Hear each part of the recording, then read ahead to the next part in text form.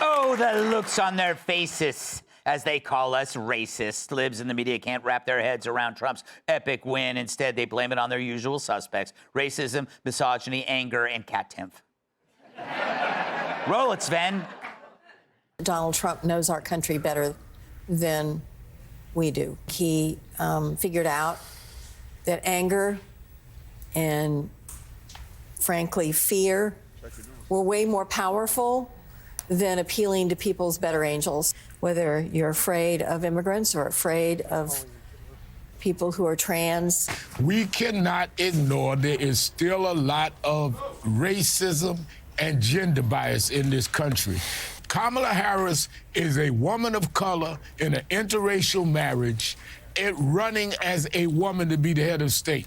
That is something a lot of Americans are not ready to deal with. There's misogyny.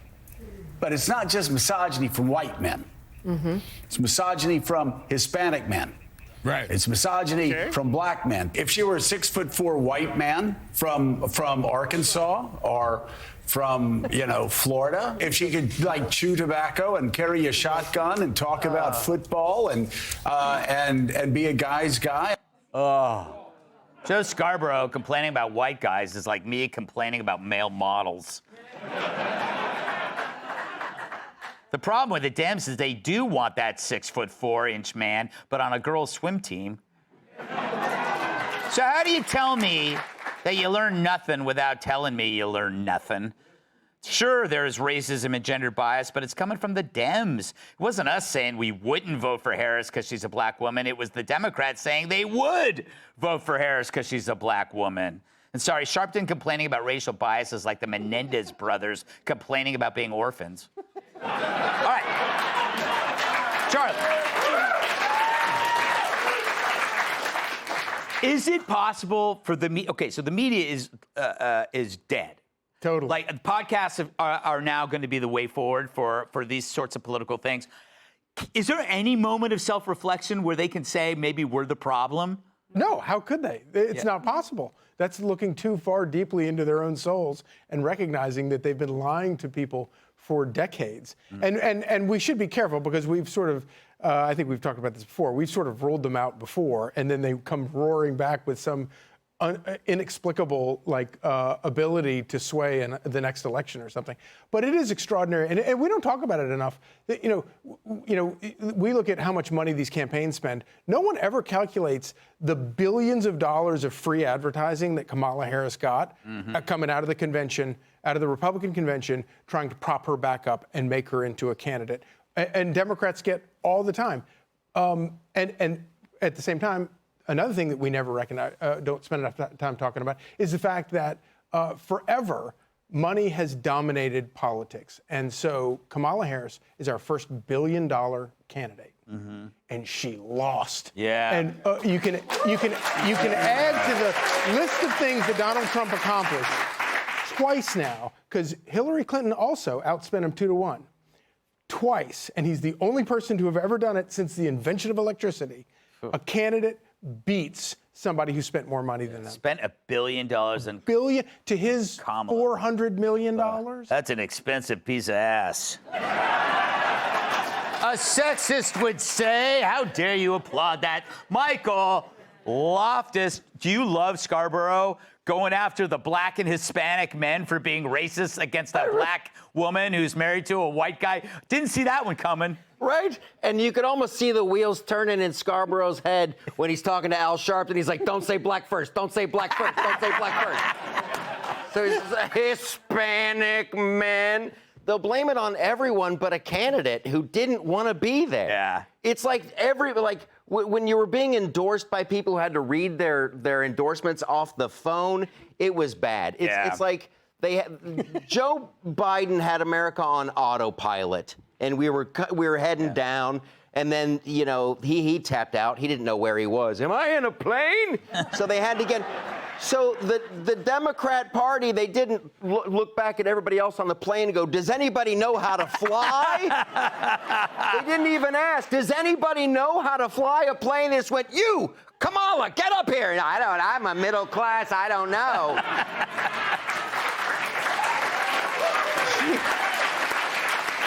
And Tim Walz, I'm going to talk you down, Kamala. Let's land this bird. It's horrible.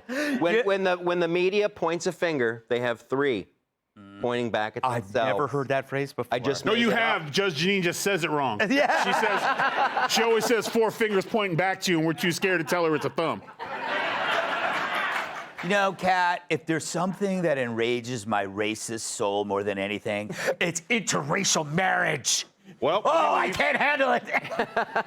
Is that incredible? Yeah, that's why she lost. Yeah, she was married to a white entertainment lawyer. Oh my God. Honestly, I was surprised to see everyone at work on these channels because you think that they would be hiding because Hitler's coming to put them in camps. Yes. It's that time of year. Very shortly. I mean, they have a matter of months to get their affairs in order.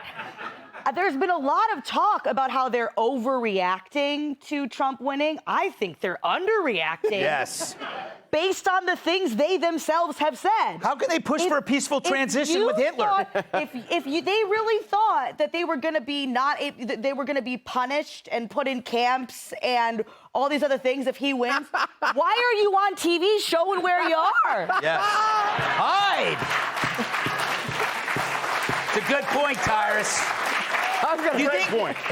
You think maybe they were exaggerating a little? No, I think they were. Well, I think Scarborough was having a projection moment. I think he was describing all the men who had stolen his wife before. Hitler's cool, but that's not. This election can be summed up in 2 words: Bud Light. Yeah. No, it is.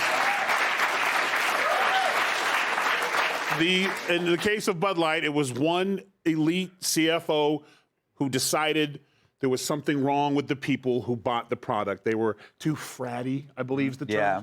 So they said they're not good enough and we're going to go this new way. And Americans said, well, I'm not going to buy it anymore. And this is what happened.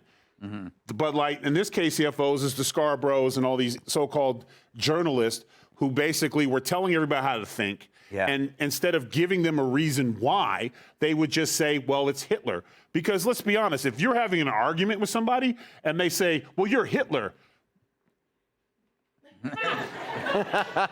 there's nobody worse. So they're going to win the argument, So that's what they did. And they did it so well that it worked for them in 20.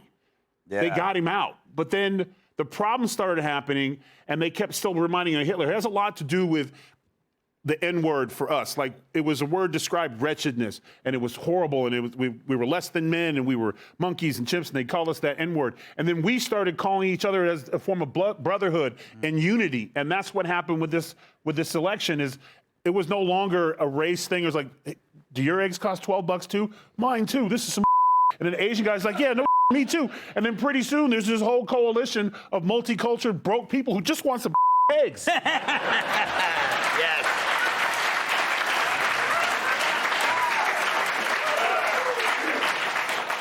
Gotta wonder, that really, really horrible guy before Hitler's probably so happy Hitler was born. Finally, I'm off the hook. Genghis Khan was like, woo! You're Genghis Khan. Coming up, The View is broken now that voters have spoken. Hey, Sean Hannity here. Hey, click here to subscribe to Fox News YouTube page and catch our hottest interviews and most compelling analysis. You will not get it anywhere else.